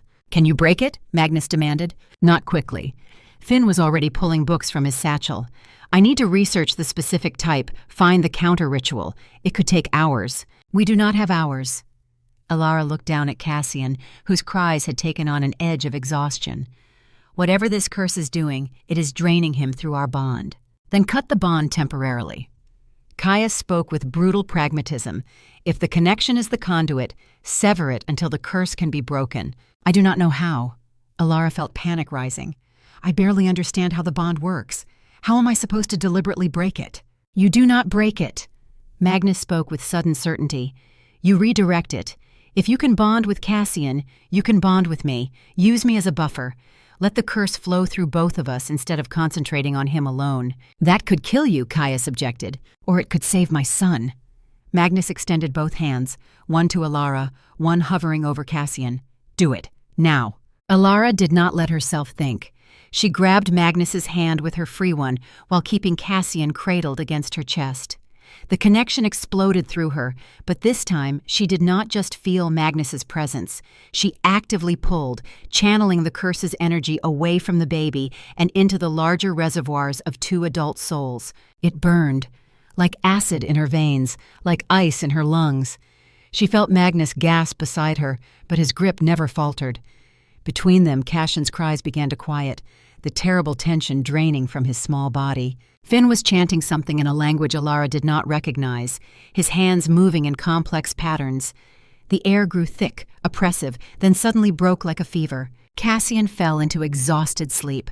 Elara's legs gave out, and she would have collapsed if Magnus had not caught her, still holding his son. They sank to the floor together, leaning against the wall, breathing hard. Caius was already shouting orders. Find everyone who had access to the wine cellars in the last week. I want names, schedules, and explanations. Now. Magnus looked at Elara, his face drawn but determined. They attacked my son, inside my own castle. That was a declaration of war. Yes, Elara managed. Yes, it was. Then it is time we stopped reacting and started hunting. Magnus's voice was soft and absolutely lethal. Grey Council wants to play with curses and shadows? Fine, we will drag them into the light and burn away everything they have built. Elara looked down at Cassian, sleeping peacefully now, unaware of how close he had come to being destroyed by forces he did not understand, forces that saw him as a threat simply for existing. She thought of her parents, of Ravenna, of all the people Grey Council had eliminated because they represented change, possibility, a future different from the one the Council wanted to control. And she made a decision. "Teach me," she said to Finn. "Everything in those books, every technique, every power, every secret Soul Weavers possessed. If they want to eliminate me, they will have to work for it." Finn's smile was fierce. "Finally, someone who wants to fight back." Magnus shifted Cassian in his arms, then reached out to squeeze Elara's shoulder. "Welcome to the war, Elara Thornwood. I promise you, it will be unlike anything you have survived before." Elara thought of her 5 years in the mountains, hiding from a world that wanted to break her. Thought of the cabin she had built with her own hands, the life she had carved from solitude and determination. Then she thought of the baby sleeping between them and the future he deserved. "Good," she said quietly. "I am tired of hiding. It is time Grey Council learned what happens when Omegas remember they were never powerless, just unorganized." Outside the windows, storm clouds were gathering. But for the first time since arriving at Ironkeep, Elara did not feel like prey. She felt like a weapon being forged, and Grey Council was about to discover that some weapons cut deeper than they ever anticipated. Day 21. Dawn. 3 weeks had passed in a rhythm that felt both alien and increasingly familiar. Elara woke each morning to sunlight filtering through silk curtains, fed Cassian with the help of Lady Margaret the wet nurse, who had proven both discreet and competent, and spent her afternoons absorbing knowledge that Finn delivered in careful increments designed not to overwhelm. The young scholar had become more than instructor. He was architect of revolution, mapping out not just Soul Weaver techniques, but the political strategy required to survive their implementation. Through him, Elara learned that changing a kingdom required more than power. It required timing, allies, and the willingness to play a long game where victory might take years to manifest. She also learned that Cassian was not a normal child. At 3 weeks old, he tracked conversations with eyes that suggested comprehension far beyond his age. When Magnus discussed troop movements, the baby's gaze would follow the gestures, as if understanding tactical concepts through some inherited instinct. When Elara studied healing herbs, Cassian would reach for the plants that matched his current needs, hunger or discomfort guiding him to remedies before she could diagnose the problem. Most unsettling was his reaction to people. He would smile at guards Magnus trusted, but scream inconsolably when certain nobles approached, as if he could sense intention beneath surface courtesy, could feel malice radiating from those who wished him harm. "You have given birth to a living lie detector," Elara told Magnus during one of their evening meetings. "He knows who wants to hurt him before they make a move." "Useful," Magnus replied. "Terrifying, but useful." His eyes were shadowed with concern. "It also makes him an even greater threat to Grey Council. A child who can sense deception, who bonds with those who mean him well, who might unite all ranks through sheer presence alone. They will try to corrupt him or kill him. There is no middle ground. Then we ensure they cannot do either." Elara had grown comfortable speaking plainly to the king. Their relationship had evolved past formality into something closer to partnership. Not equals, perhaps, but not master and subject either. Two people bound by shared purpose and mutual respect. On the morning of the 21st day, Elara stood before 40 Omega in a repurposed storage room near the castle kitchens, teaching them basic wound care and herbal medicine. Knowledge their mothers should have passed down, but could not, because education had been systematically denied for generations. The class had grown from 7 attendees to this crowd that packed the room beyond capacity, with more waiting outside. Word had spread through the Omega Underground, that network of servants and laborers and craftspeople who communicated through channels invisible to their supposed superiors. Elara had learned about this network from Finn, who navigated it with the ease of someone who had spent his life being underestimated and had learned to weaponize that invisibility. Through him, she had discovered that Omega had been organizing for decades, sharing information, protecting vulnerable members, building structures of mutual aid that existed beneath the official hierarchy. They had simply been waiting for someone to give them permission to step into the light. Today, Elara was teaching them how to recognize poison symptoms, information that might save lives or prevent disasters, depending on who wielded it. Shadowbane presents with these signs, she explained, pointing to her carefully drawn diagrams. Progressive weakness, difficulty breathing, eventual organ failure. It is slow, designed to look like natural illness. That is its strength and its weakness. Slow enough to trace if you know what you are looking for. One of the students, a woman perhaps 30 with scars from kitchen burns, raised her hand. How do we know if someone we care about has been poisoned? Without risking ourselves by asking too many questions. You test their food before they eat it. Elara had spent hours thinking through these scenarios. Small amounts, using yourself as sacrifice if necessary.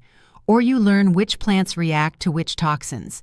Create testing methods that look like meal preparation rather than investigation.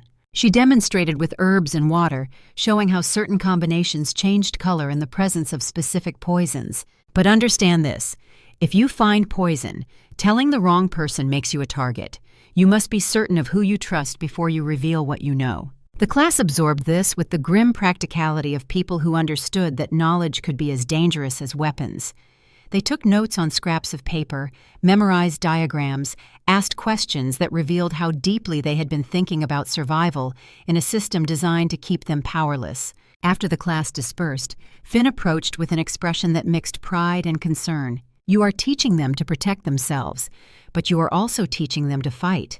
Grey Council will notice the difference. Good. Elara gathered her materials. Let them notice. Let them wonder how many Omega now understand poison, now recognize manipulation, now possess skills that make them harder to control. Uncertainty is its own weapon. Speaking of weapons, Finn pulled out a document. I found something in the archives. A charter, 42 years old, signed by Grey Council founding members, including Lord Theron. Elara went very still. Theron has been infiltrating the kingdom for 4 decades. Not infiltrating, shaping. Finn's voice shook slightly. Every policy decision, every law, every appointment he influenced. We have no way to know how much of current governance serves Grey Council interests. Where is Magnus? Meeting with Caius. Planning the defenses for something they refuse to tell me about. Finn looked frustrated. They think I am too young to handle whatever threat they have identified, or too valuable to risk. Elara touched his shoulder. You are the only person who can navigate both Omega networks and Royal Archives. Losing you would cripple our intelligence. Finn's expression shifted to reluctant acceptance. I suppose being useful is better than being brave. Being useful keeps you alive to be brave later. Elara headed for the door. Come, we need to show Magnus what you have found. They discovered the king in his war room with Caius, both men bent over maps and troop deployments. Magnus looked up as they entered, and Elara saw exhaustion carved into every line of his face. Finn has found something critical. Elara cut straight to the point. Theron is Grey Council. Has been since before your father died. Every piece of advice he ever gave was designed to serve their agenda. Magnus absorbed this with the stillness that preceded violence. Show me. Finn spread the document on the table. The charter was yellowed but clear, signatures still legible. Magnus read it twice, his jaw tightening with each line. 42 years. He built his career on a foundation of lies. Not lies. Strategy. Caius studied the document. This explains why certain policies never changed despite evidence they were failing. Why Omega restrictions remained when reform would have strengthened the kingdom. Theron was not advising you. He was managing you. Can we use this? Elara asked. Expose him publicly? Force Grey Council into the open? Not yet. Magnus straightened. If we reveal what we know, they will scatter. We need to draw them into a confrontation they cannot escape. You want to bait a trap? Caius's tactical mind was already working. Using what? Using me. Elara felt the answer click into place. I am already teaching Omega, already demonstrating Soul Weaver abilities. We make it impossible for Grey Council to ignore, force them to act before they are ready. That makes you a target for assassination. Magnus's tone was sharp. I am already a target. This way we control the timing and location. Elara looked between them. You said it yourself. We need to stop reacting and start hunting.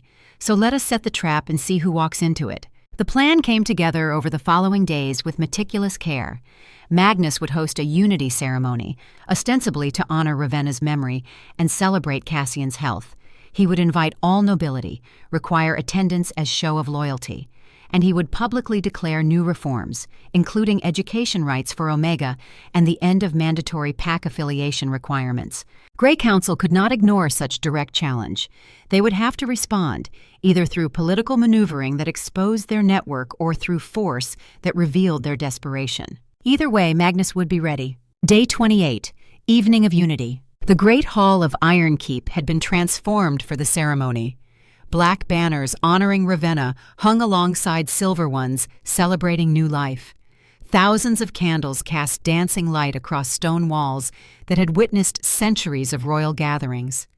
Every noble family in the kingdom was present, along with representatives from the 7 provinces and carefully selected Omega who had distinguished themselves through service or craft. Elara stood near the dais, holding Cassian, wearing clothing that Lady Cordelia had commissioned specifically for this event. Not servant garb, not noble excess, but something in between. A declaration that she occupied a category the hierarchy had not accounted for. Magnus wore his crown and formal regalia, every inch the king his people needed him to be. But Elara could see tension in his shoulders, could feel through their bond the coiled readiness of a warrior preparing for battle. Caius commanded security, his veterans stationed at every entrance, his most trusted people integrated with the castle guard in ways that would be invisible to casual observers, but decisive if fighting erupted. Theron stood among the nobles, his expression carefully neutral, but Elara watched his eyes, saw them tracking movements, cataloging positions, calculating odds. He knew. Perhaps not the full extent of their planning, but enough to understand that something was coming. Magnus began to speak, his voice carrying through the vast hall. "We gather tonight to honor Queen Ravenna, whose wisdom and sacrifice ensured the continuation of our line. But we also gather to acknowledge truths she knew that many of us refuse to see. That power without wisdom breeds tyranny. That hierarchy without merit creates stagnation. That some traditions deserve preservation while others deserve burial." Murmurs rippled through the assembled nobles. Magnus continued without pause. "Therefore, I decree the following reforms, effective immediately.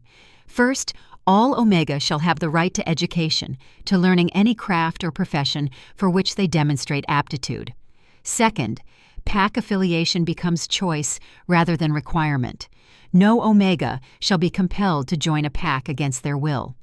Third, representation in governance shall include voices from all ranks, not merely those who inherit position." The murmurs became shouts, some in support, more in outrage. "Your Majesty," Theron's voice cut through the noise, "these reforms violate centuries of tradition. The Council must deliberate before such drastic changes can be implemented." "The Council has no authority to veto royal decree." Magnus's tone was ice. "But since you mentioned tradition, let us discuss which traditions deserve examination, such as the tradition of secret societies operating within kingdoms they claim to serve. Societies like Grey Council." Dead silence. "Oh, yes." Magnus smiled without warmth. "I know about Grey Council, know their history, their methods, their membership.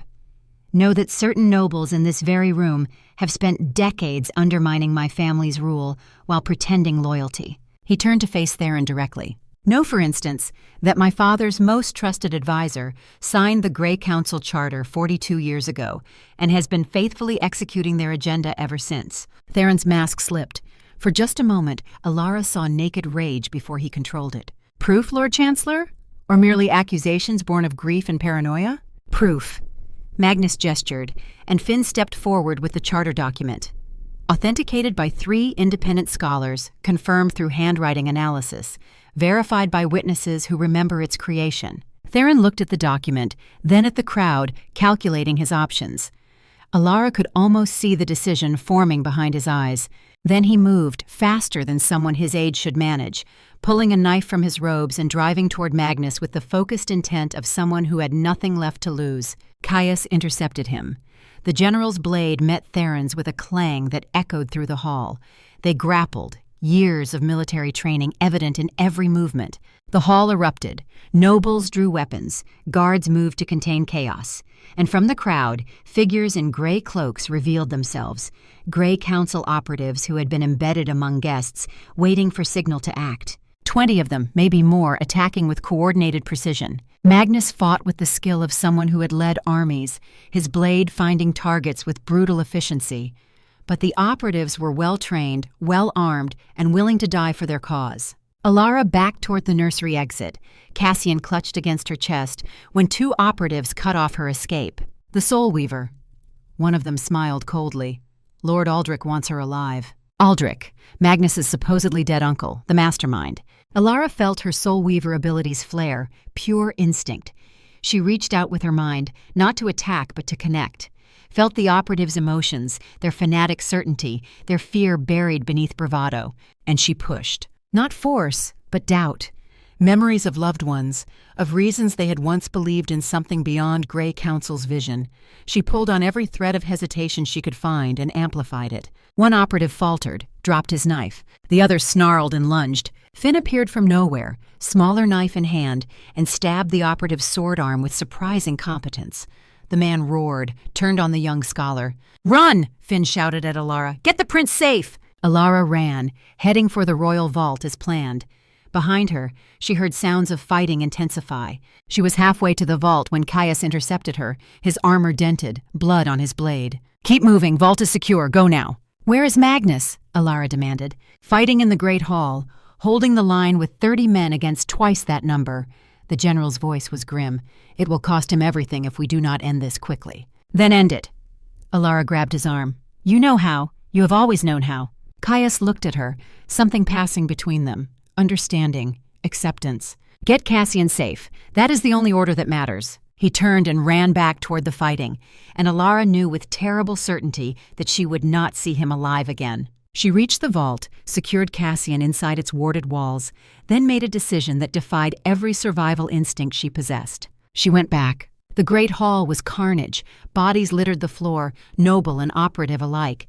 Magnus fought at the center, surrounded by his veterans, but they were being pushed back toward the throne room. And standing at the main entrance, directing the attack with cold precision, was a man who could only be Duke Aldrich Silverclaw, white-haired, ancient, radiating the kind of zealot conviction that made him more dangerous than any soldier. Elara did not think.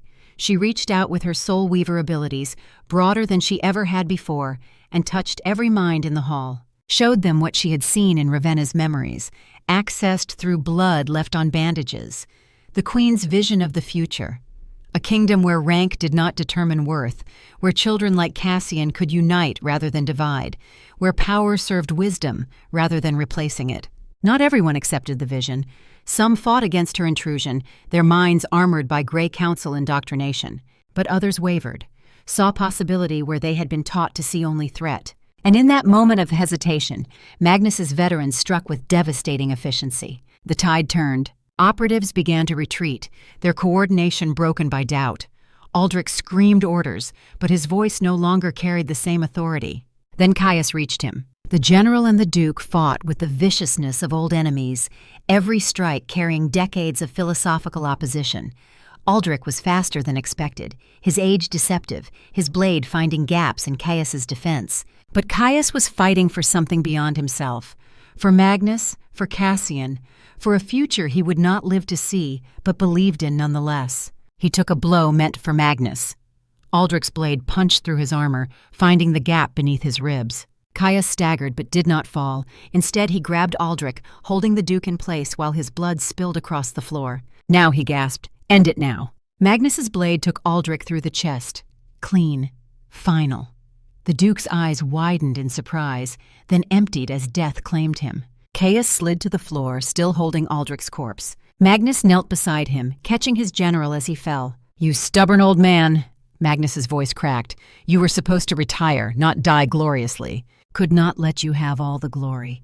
Caius coughed blood. "Besides, someone had to teach you one final lesson." "What lesson?" "That some prices are worth paying." The general's eyes found Elara across the hall. "Protect her. Not because she is Soul Weaver, or because she saved your son. because she is worthy of protection for her own sake. His gaze shifted back to Magnus. You have a chance to build something better than what we had. Do not waste it on revenge or tradition or fear of change. Build it right. For them. His eyes closed, his breathing stopped. General Caius Stormbreaker died as he had lived, holding the line so others could survive. 3 months later, the reforms. The trials took months. Grey Council operatives were given choice: testify and face exile, or refuse and face execution for treason. Most chose survival, providing names and documentation that revealed a conspiracy spanning 7 kingdoms and implicating over 100 nobles. Theron was executed publicly after trial that laid bare 4 decades of manipulation. He went to his death claiming history would vindicate him, that order required hierarchy, that change would destroy civilization. Magnus watched the execution with eyes that held no satisfaction, only grim recognition that some problems could only be solved through finality. The reforms proceeded despite resistance. Omega schools opened across the kingdom, teaching literacy, mathematics, healing arts, legal rights. Elara trained other teachers who spread throughout the provinces, creating networks of knowledge that could not be suppressed even if she herself was removed. Pack affiliation became choice rather than requirement. Thousands of Omega who had lived under threat of forced bonding found themselves suddenly free to negotiate their own futures. The council expanded to include Omega representatives, not token positions but actual authority, with power to propose legislation and vote on policies. It was not perfect. Resistance remained. Some provinces threatened secession. Minor nobles staged demonstrations. But momentum was unstoppable, driven by simple reality that once people had tasted choice, convincing them to surrender it again became nearly impossible. Cassian grew strong and healthy, his bond with Elara remaining as powerful as the day of his birth. He took his first steps in the throne room, surrounded by nobles who had learned to see Omega as capable rather than merely obedient. His first words were "Mama" when looking at Elara and Papa when reaching for Magnus, and neither corrected him because the truth of family had proven more powerful than biology. On the anniversary of Ravenna's death, Magnus held memorial in gardens she had loved. The entire court attended, Alpha and Beta and Omega standing together in acknowledgement of the queen who had seen futures others could not imagine. After the ceremony, as crowd dispersed, Magnus found Elara sitting by Ravenna's memorial stone, with Cassian playing at her feet. The baby was chasing butterflies with serious concentration, occasionally looking back to ensure his caretakers watched his exploits. Your contract ended 2 months ago. Magnus sat beside her. Yet you remain. Elara smiled, watching Cassian stumble and pick himself up with determination. I keep meaning to return to my cabin, but then something requires attention. Another law needs review. Another teacher needs training. Cassian needs someone who understands how his powers will develop. She glanced at Magnus. Besides, someone has to keep you from making pronouncements that sound impressive but make no administrative sense. I have advisors for that. You have advisors who tell you what you want to hear. You need someone who tells you what you need to hear. She paused. Also, the cabin has probably been claimed by wildlife at this point. Starting over seems wasteful. Magnus was quiet for a moment. I meant what I said months ago, about wanting you to stay, not as contracted guardian, but as true partner in governance, as he hesitated, as whatever this has become between us. Elara turned to face him fully. You are asking an Omega to be queen. That will cause problems that make Grey Council look manageable. Probably, but I have learned that the right problems are worth embracing. Magnus reached for her hand. Ravenna told me once that love was choosing to face the future with someone even when that future was uncertain. I choose to face uncertainty with you, if you will accept it.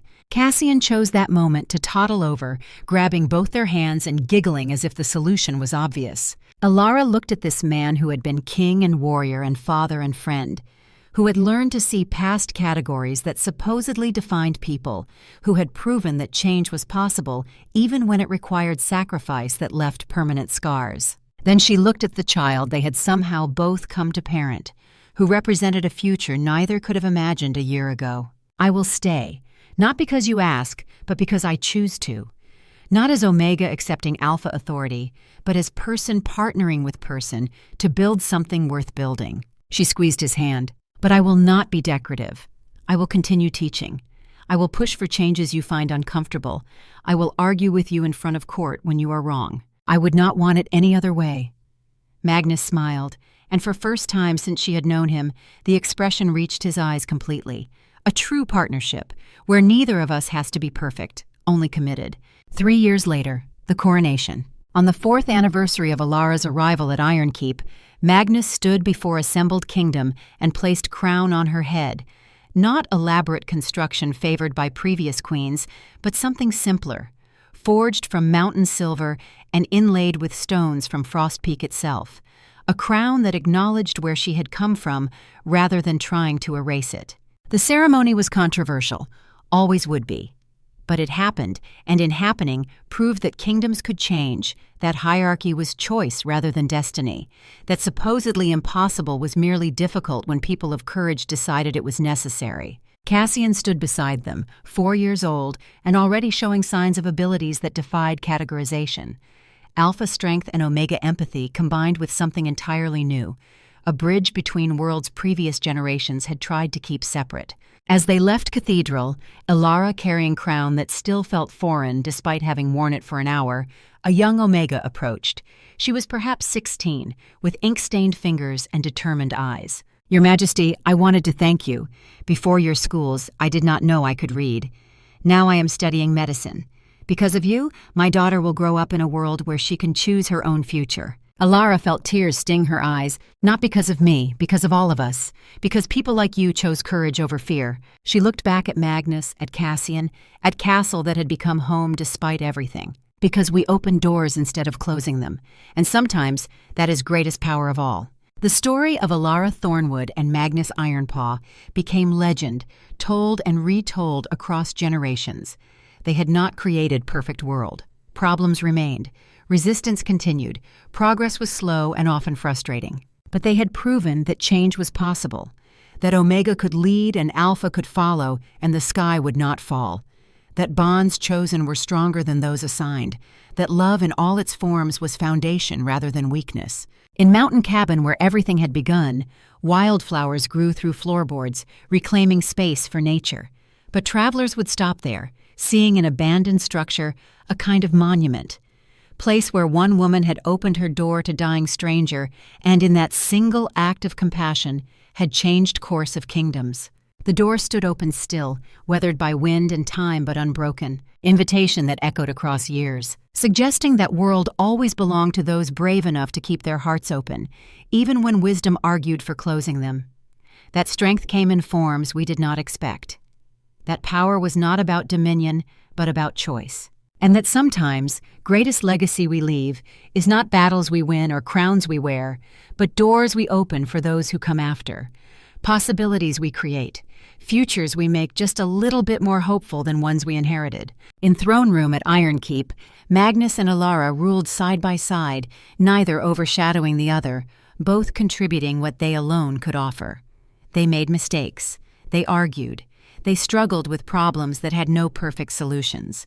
But they faced everything together, bound by something stronger than law or prophecy or mysterious soul-weaver connections that defied explanation.